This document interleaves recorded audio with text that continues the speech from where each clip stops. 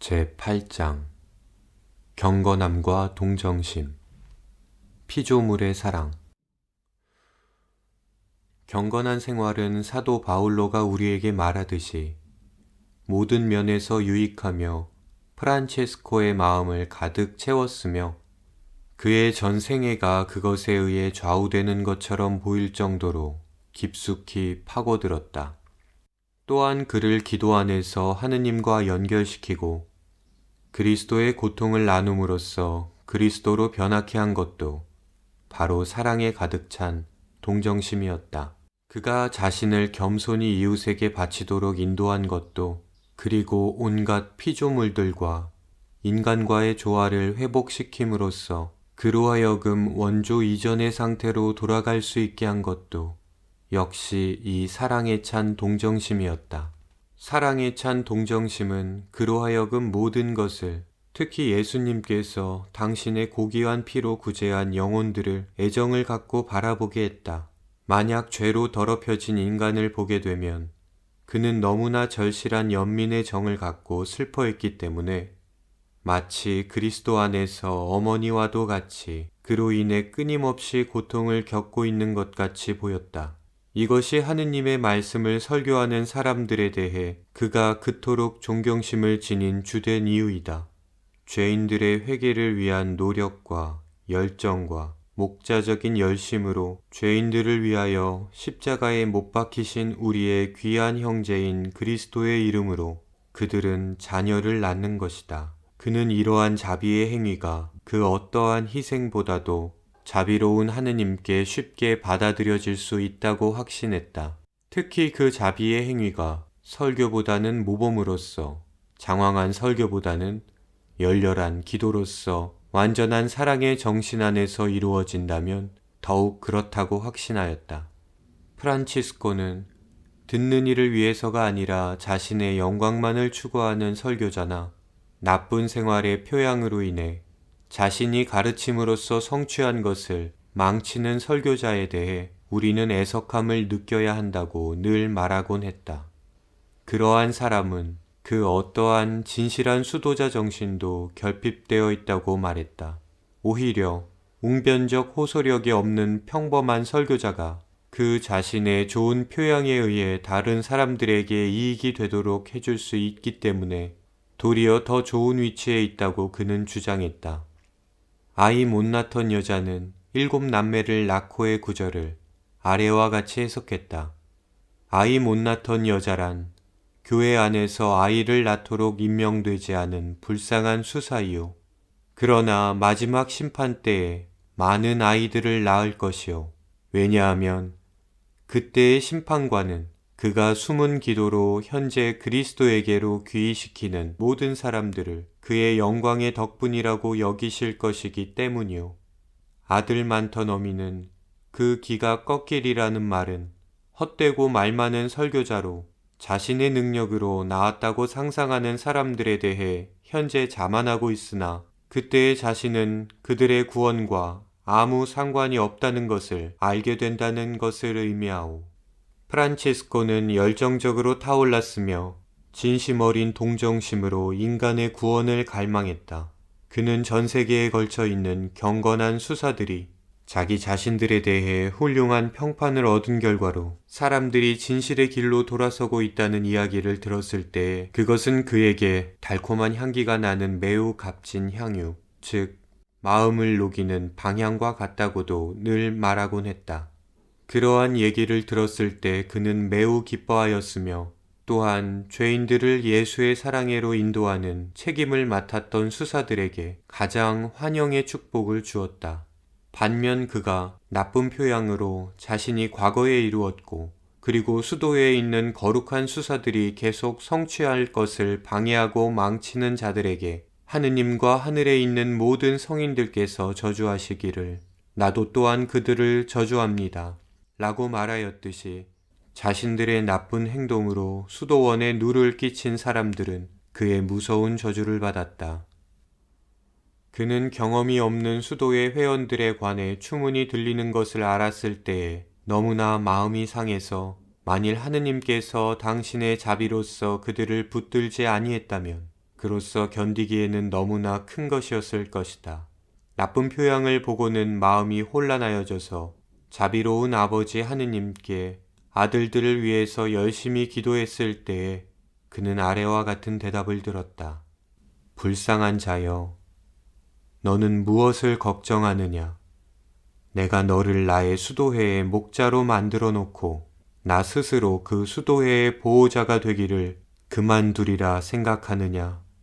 내가 너를 선택한 이유는 내가 아무것도 자랑할 것이 없기 때문이며 또한 내가 내 안에서 이루어 놓은 것은 인간의 노력에 의한 것이 아니라 거룩한 은총에 의한 것이다. 수사들을 부른 자는 바로 나다. 내가 그들을 지킬 것이며 그들의 목자가 될 것이다. 만일 몇 형제가 길가에 넘어지면 그들 대신에 딴 사람들을 일으킬 것이며 형제들이 태어나지 않으면 내가 그들을 태어나게 하겠다. 이 수도회가 아무리 심하게 흔들린다 하더라도 이 수도회는 나의 은총을 통해 굳게 존속할 것이다. 프란체스코의 눈에는 비방하는 악이 특히 수도자 정신에 반대되며 은총의 적인 것처럼 보였다. 그는 그것에 대해 마치 뱀에 물리는 것 같이 아니면 지독한 흑사병과 같이 끔찍하게 여겼다. 그리고 그는 비방하는 자는 그 자신이 혀로서 죽이는 영혼들의 피를 빨아먹고 살기 때문에 하느님의 눈에는 역겨운 것이라고 주장했다. 한 번은 한 수사가 다른 수사의 훌륭한 명예를 깎아내린다는 것을 들었을 때 그는 대리자에게 자, 빨리빨리 자세히 조사해 보시오. 만일 그 비난받은 수사가 결백하다면 그의 비방자를 엄격하게 바로잡음으로써 다른 모든 수사들에게 본보기가 되도록 하시오. 라고 말했다.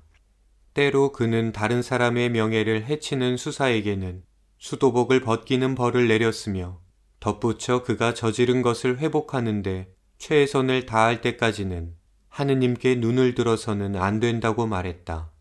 비방자는 도둑보다 더 사악한 범죄를 범하는 사람이요.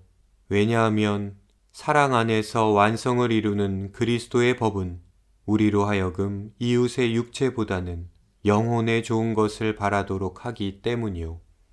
프란치스코는 육체적 고통으로 괴로움을 당하고 있는 사람은 누구나 사랑스럽게 또 애정을 가지고 동정했으며 또한 어떤 사람에게서 빈곤이나 결핍을 보면 즉시 그리스도께 맡겼다. 그는 선천적으로 친절하고 온유했으며 그리스도의 사랑은 오직 이러한 것을 강하게 해주었을 뿐이었다. 가난한 자와 허약한 사람들을 볼 때면 그의 영혼은 연민의 정이 솟아났으며 물질적 도움을 주지 못하는 데에는 아낌없는 애정을 쏟았다. 한 번은 한 수사가 귀찮은 때에 애긍을 청하러 온 거지를 퉁명스럽게 거절했다. 프란치스코는 이 이야기를 듣고 그 거지에 대한 사랑에서 그 수사로 하여금 수도복을 벗게 하고는 그 거지의 발 아래 엎드려 자기의 잘못을 고백하고 그의 기도와 용서를 청하게 했다. 그 수사가 겸손하게 순명하자 프란치스코는 부드럽게 말했다. 내 형제여, 당신이 거지를 볼 때 당신은 바로 주님과 주님의 가난한 어머니의 형상을 보고 있는 것이요. 병든 사람을 볼 때 그가 우리를 대신에 짊어진 병을 명심하시오. 프란치스코는 만나는 모든 가난한 사람들에게서 그리스도의 모습을 보았다. 그러기에 그는 그들에게 자기가 가진 모든 것을, 비록 자기 자신이 그것을 심히 필요로 하는 경우라도 줄 준비가 되어 있었다. 심지어 그는 그러한 애긍에 대해 마치 그것들이 그들에게 속한 것처럼 그들에게 권리가 있다고까지 믿었다. 한 번은 그가 시에나에서 돌아오고 있을 때 한 거지를 만났다. 그때 건강이 좋지 못했기 때문에 수도복 위에 짧은 외투를 입고 있었다. 그 가난한 사람의 궁핍한 처지를 보았을 때 프란치스코는 동료들에게 말했다. 우리는 이 외투를 저 가난한 거지에게 주어야만 합니다. 왜냐하면 그것은 그의 것이기 때문입니다. 우리는 단지 이것을 더욱 필요로 하는 사람을 찾을 때까지 빌려 갖고 있는 것일 뿐이기 때문입니다. 그러나 그의 동료는 성인 자신에게 그 외투가 몹시 필요한 것이라는 걸 알고 있어서 성인이 다른 사람에게 줌으로써 자신을 돌보지 않는 것을 보는 것이 싫었다. 그러나 하고 성인은 주장했다. 위대한 희사자이신 하느님은 내가 가진 것을 더 필요로 하는 사람에게 내가 주지 않는다면 그것을 내 쪽에서 도둑질한 것이라 여기실 것입니다. 그는 은인으로부터 자기가 필요로 하는 어떤 것이나 받을 때면 언제나 자기보다 더 가난한 사람을 만날 경우 그 물건을 주어도 되느냐고 묻곤 했다. 그는 자기가 할 수 있는 처지에 있는 한 외투, 수도복, 책, 혹은 제대덮개 등 그 어떠한 것도 전적으로 아끼지 않고 사랑의 계명에 순명하고자 그것들을 모두 가난한 사람에게 주었다. 또한 길에서 무거운 짐을 지고 가는 거지들을 만날 때면 그는 자주 그 무거운 것을 자신의 약한 어깨 위에 올려놓곤 했다. 모든 것이 같은 근원에서 생겨나온다는 인식은 프란체스코를 지금까지보다 더 큰 애정으로 가득 채웠다. 그래서 그는 아주 미미한 피조물에게조차도 그들이 그와 똑같은 기원을 가졌다는 것을 알고 있었기 때문에 형제, 자매라고 불렀다. 그러나 그는 그리스도의 온유하심을 그대로 반영하고 그분의 형상으로서 성서에 나오는 그 피조물에 대해 가장 온화한 동정심을 지니고 있었다. 그는 때로 죽게 끌려 나온 양들을 자주 구했는데 이는 죄인들을 구하고자 스스로 원하시어 죽으신 천주의 어린 양을 기념하고자 한 것이다. 한 번은 그가 구피오 주교관구의 산 베레쿤도의 수도원에서 머물고 있을 때 양 한 마리가 그날 밤에 태어났다. 그러나 그것은 즉시 그 죄 없는 피조물에게 조금의 자비심도 가지지 않은 한 악한 암돼지의 습격을 받았는데 그 돼지는 굶주린 듯 그 양을 한 입에 물어 죽였다.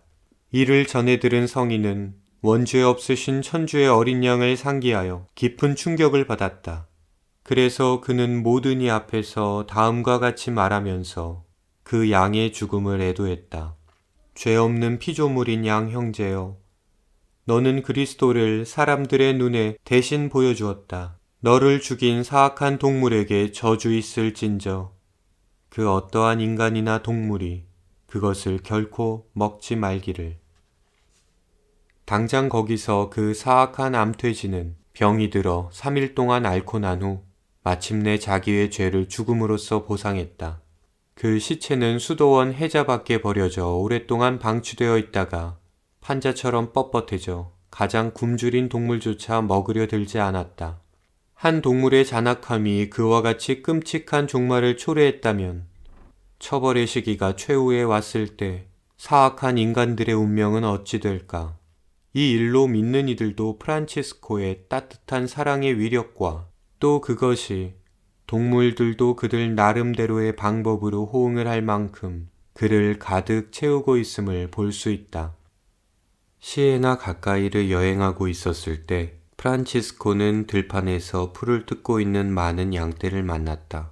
그가 그들에게 평소처럼 다정하게 인사했더니 양들은 풀 뜯기를 멈추고 모두 그에게로 달려왔다.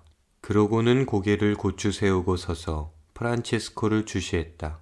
그들이 프란치스코에 대해 그들의 존경을 아주 명백하게 보여주어서 목동들과 다른 수사들은 놀라 한 살박이 양들과 순양들이 그의 주위를 흥분해서 뛰노는 것을 바라보았다. 한 번은 그가 포르치온콜라에서 양 한 마리를 선물 받았을 때 양의 이미지가 자연스럽게 불러일으키는 두 가지 덕, 즉 순결함과 단순함을 사랑하는 마음에서 기꺼이 그것을 받았다.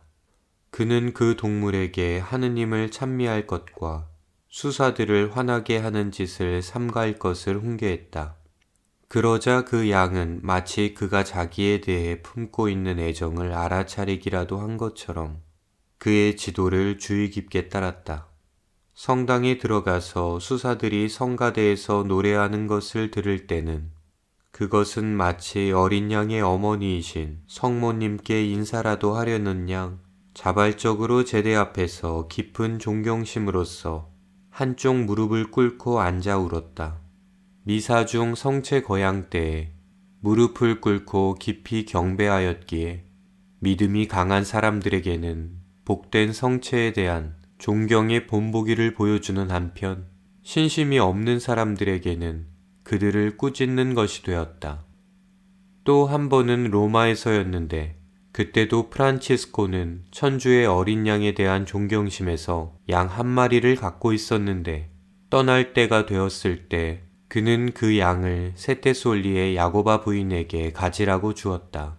그 양은 자기의 여주인을 따라 성당에 가서 마치 프란치스코가 정신적 훈련을 그에게 시킨 것처럼 그녀가 떠날 때까지 떠나지 않고 같이 머물렀다. 아침에 혹 그녀가 늦게 일어나는 일이 있으면 그 양은 그녀에게 성당에 갈 채비를 서두르라고 조르며 뿔로 그녀를 쿡쿡 찌르고 울음소리로 그녀를 깨웠다. 그녀는 적이 놀랐으며 프란치스코의 제자였으며 지금은 신앙생활의 스승이 된 그 양을 매우 좋아하게 되었다. 한 번은 프란치스코가 그레초에서 살아있는 산토끼 한 마리를 선물 받았다. 그는 그 토끼를 땅에다 내려놓고 좋아하는 곳으로 가도록 풀어주었다. 그러나 그가 토끼를 부른 순간 그것은 펄쩍 뛰어 프란체스코의 팔에 안겼다. 프란체스코는 다정하게 안고 마치 어머니처럼 그것을 가려내야 하는 것 같았다. 그 다음 그는 다시는 잡히는 일이 없도록 하라고 부드럽게 경고하고는 그것을 자유롭게 가게 내버려 두었다. 그러나 그가 가라고 땅 위에다 내려다 놓기만 하면 토끼는 어떠한 신비한 방법으로 프란체스코가 자기에 대해 가지고 있는 사랑을 감지하기라도 한 것처럼 그의 품속에 뛰어드는 것이었다. 결국 프란체스코는 수사들에게 그 토끼를 숲속 더 안전한 장소에 갖다 두게 했다. 같은 방법으로 트라시메노 호수에 있는 한 섬에서 잡힌 토끼는 모든 사람을 두려워했지만 프란체스코의 포옹에는 그곳이 제 집인 것처럼 제 몸을 맡겼다. 그레초로 가는 도중에 삐에딜루코 호수를 지나고 있을 때 한 어부가 물새 한 마리를 주었다. 프란체스코는 그것을 받아서는 양팔을 벌려 그 새를 놓아주려 했으나 그 새는 떠나려 하지 않았다. 성인은 거기 서서 하늘을 우러러보며 기도했다. 한참 후 자신으로 돌아와 새에게 날아가 하느님을 찬미하라고 한 번 더 격려했다. 프란치스코가 그에게 축복을 주자 그 새는 약간 몸을 움직여 자기의 기쁨을 내보이고는 날아갔다. 같은 호수에서 프란체스코는 살아있는 생선 한 마리를 얻었는데 보통 때처럼 형제로서 말을 건네고는 배 가까이 있는 물에 도로 넣어 주었다. 그 고기는 프란체스코의 애정에 매혹된 것처럼 그의 앞에서 이리저리 설치며 놀더니 프란체스코가 축복과 함께 허락하자 그때서야 겨우 떠났다. 또 한 번은 프란체스코가 다른 수사와 함께 베네치아 늪지를 걷고 있을 때 갈대 사이에서 쥐저기고 있는 거대한 새떼를 만났다. 성인은 새들을 보았을 때 동료들에게 말했다. 우리의 자매인 새들은 그들의 창조주를 찬양하고 있습니다. 우리도 그들 속에 들어가 성무일도를 드리며 하느님을 찬미하는 노래를 부릅시다. 그들이 거기 있는 새들 틈에 끼어들었는데 새들이 너무도 시끄럽게 쥐저기고 있었기 때문에 수사들은 자기들의 성무일도 바치는 소리를 들을 수 없었다. 마침내 성인은 그들에게 돌아서서 자매들이여, 찬양받을 권리를 가지신 하느님께 우리가 찬양을 드릴 때까지 지저귀지 말아다오 라고 말하자 새들은 곧 조용해졌으며 동료들이 성무일도를 바칠 넉넉할 시간을 가지고 또 찬미를 다 바치고 난 후 프란치스코가 다시 그들에게 노래하길 허락할 때까지 그들은 그대로 있었다. 그 뒤 새들은 일상처럼 노래하기 시작했다. 포르치움콜라에 있는 프란체스코의 방 곁에 무화과 나무에 매미가 앉아서 노래하곤 했는데 그 노래는 프란체스코에게 하느님을 찬미하도록 자극했던 것이다. 이것은 가장 보잘것없는 피조물 안에서도 그는 창조주의 영광을 찬미할 수 있었기 때문이다. 어느 날 프란체스코가 매미를 불렀다. 매미가 하느님의 가르침이라도 받은 것처럼 그의 손으로 뛰어내려와 앉았을 때 프란체스코가 노래하라 나의 자매인 매미야. 너의 창조주인 하느님을 찬양하는 노래를 불러라 하고 말하자 곧 매미는 울기 시작해서 프란체스코가 매미에게 원래 늘 있던 가지로 돌아가라고 말하자 그제서야 겨우 그쳤다. 거기에 매미는 남아서 일주일 내내 그의 청에 따라 노래를 부르며 매일 왔다가 가곤 했다. 마침내 성인은 동료들에게 우리는 자매인 매미에게 자유롭게 날아가 버리도록 허락해 주어야 하오. 매미는 노래로서 우리에게 충분한 기쁨을 주었으며 우리에게 일주일 내내 하느님께 찬미하라는 깨우침을 주었소 라고 말하였다. 그가 매미에게 떠나라는 허락을 주자 곧 매미는 그의 명령을 조금이라도 감히 어기지 않으려는 것처럼 사라져서는 다시는 모습을 보이지 않았다.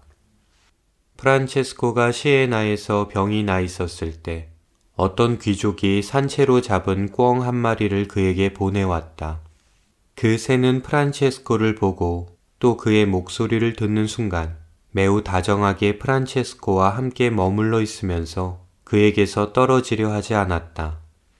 그들은 새를 수차례 수도원 외곽에 있는 포도원 쪽으로 풀어주었으나 그 새는 평생을 프란체스코와 살았기라도 한 듯이 항상 성인께로 되돌아왔다. 결국 그들은 성인을 자주 만나러 왔던 한 사람에게 주었지만 그 새는 프란체스코의 시야에서 벗어나 있는 것이 싫은지 전혀 먹으려 들지 않았다. 그들이 다시 그 새를 데려와 그 새가 프란체스코를 볼 수 있게 되자마자 그 새는 먹기 시작하였고 온갖 기쁨의 표정을 다 지었다. 성 프란치스코가 성 미카엘 대천사를 기념하기 위해 단식하고자 라베르나 산의 은둔소에 도착했을 때 온갖 새떼들이 그의 도착을 환영하듯 노래하며 그의 방 주위를 선회했다. 그들은 자기들과 함께 있을 아버지를 초대하고 있는 것 같았다. 프란체스코는 새들을 보고 동료에게 나는 우리가 여기 머무는 것이 하느님의 뜻이라는 것을 알았소. 우리 자매들인 새들이 우리를 보고 이처럼 기뻐하고 있으니 말이오 라고 말했다. 거기에 체류하는 동안 그곳에서 서식하고 있던 한 마리의 매가 그의 친구가 되어 매일 밤 그가 성모일도를 드리려고 일어나곤 하던 시간에 노래로 그를 깨워주었다. 그에 대한 염려를 보여줌으로써 그 새는 그가 나태할 조금치의 여유도 허락하지 않아 성인은 기뻤다. 그러나 프란체스코가 평소보다 더 휴식해야 할 필요가 있을 때에는 그 매는 그를 가엾게 여겨 그렇게 일찍 깨우지는 않았다. 그럴 때면 그 매는 하느님에게서 교육을 받은 것처럼 새벽녘쯤 종소리와 같은 노랫소리로 그를 깨우곤 했다. 온갖 새들과 매의 노랫소리가 보여준 기쁨은 확실히 하느님을 흠숭하고 찬미하는 데 헌신하는 프란체스코가 명상의 날개를 타고 높이 오르고 세라핌의 발현으로 명상의 최고 경지에 다다르게 될 것을 가리키는 하나의 신적인 조짐이었던 것 같다. 한 번은 프란체스코가 그레초의 은둔소에서 지내고 있을 때 그 지역 사람들은 그들에게 닥친 일련의 재해 때문에 형편이 나쁜 처지에 빠져 있었다. 탐욕스런 늑대떼가 그 지역의 가축뿐만 아니라 사람들을 습격한다는 것이며 옥수수밭과 포도원은 매년 우박으로 황폐한 채로 남아 있었다. 프란체스코가 그들에게 설교하던 중에 그들에게 만일 여러분이 나를 믿고 참된 고백을 하며 회개에 합당한 열매를 맺음으로써 자신들을 위해 자비를 원한다는 것을 보여준다면 나는 여러분에게 전능하신 하느님의 영예와 영광으로서 이러한 온갖 재난이 곧 끝날 것이며 하느님은 여러분에게 축복을 풍부히 내리시리란 것을 약속드립니다. 그러나 여러분의 태도가 불손하게 옛날 방식으로 되돌아간다면 당신의 공경은 되살아나고 전보다 더 극심해질 것이며 하느님의 분노가 2배로 가중될 것이라는 것도 또한 약속합니다. 라고 말했다. 마을 사람들은 프란체스코의 충고대로 회개하였다. 그러자 그 순간부터 그들의 고통은 끝이 났다. 위기는 지나갔고 늑대떼와 우박은 더 이상 해를 끼치지 않았다. 사실 이웃 땅을 황폐시킨 우박을 동반한 폭풍은 그들의 땅 가까이 와서는 멈추거나 진로를 바꾸어 갔다. 우박과 늑대무리는 프란체스코와 맺은 계약을 지켰으며 동의한 대로 사람들이 하느님의 율법을 지키는 한 그들을 괴롭히려 하지 않았으며 지금 그들은 선한 삶을 살고 있다. 따라서 너무나 놀라운 매력을 지니고 있어서 야생 동물들을 복종하게 하고 숲의 짐승들을 길들이고 이미 길들여진 동물들을 훈련시키고 인간의 원죄로 인하여 인간들과 원수가 되었던 맹수들을 다시 순종하게 한 성 프란체스코의 사랑에 찬 경건심에 대해 가장 큰 존경심을 지녀야 할 것이다. 이것이야말로 참된 경건심이며 이 경건심은 모든 창조물을 사랑이란 하나의 계약으로 뭉쳐주기에 모든 면에서 유익합니다. 그것은 현세의 생명을 약속해 줄 뿐 아니라 내세의 생명까지도 약속해 주는 덕이다.